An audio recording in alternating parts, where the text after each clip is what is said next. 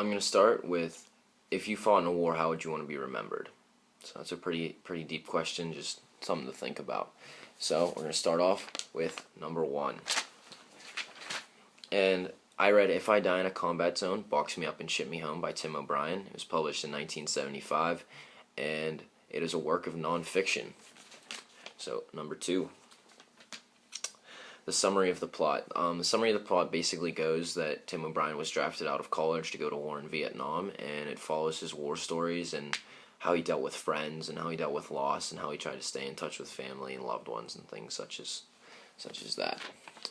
Number 3. What I like most about all Tim O'Brien books are how cerebral they are. They really make you think. They change you. You really grow as you read these books. And there's comes points where just throughout day-to-day conversations and throughout life where you think, like Tim O'Brien wrote about this, and I'm kind of experiencing that.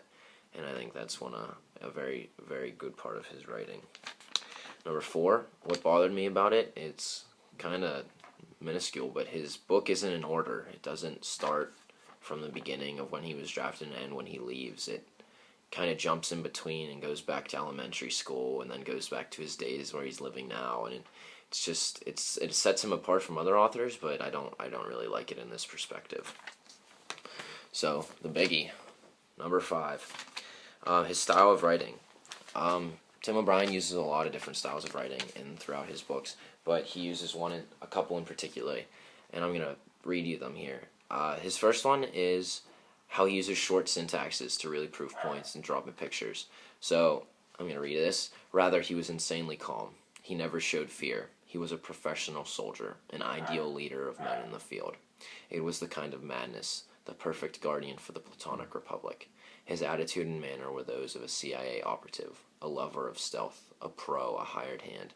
It was his manner, and he cultivated it. He walked with a lanky, easy, silent, fearless stride. He wore tiger fatigues. You can almost picture his commander here, and that's who he's talking about. You can kind of see how he just walks and his own style about him, and I think the short sentences really prove that. Another of his points is how he proves through simple situations his intense fear.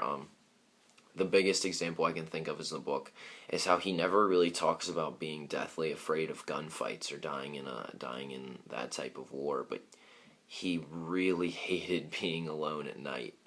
And that's whenever he had to pull guard duty, and his imagination got the best of him, and I think it would with all of us in that situation. But to be alone at 2, 3, 4 hours at night in Vietnam, knowing that there's people out there who want to kill you so badly, and I think we'd all start to lose it a little bit. You'd start seeing ghosts and hearing things that weren't actually there.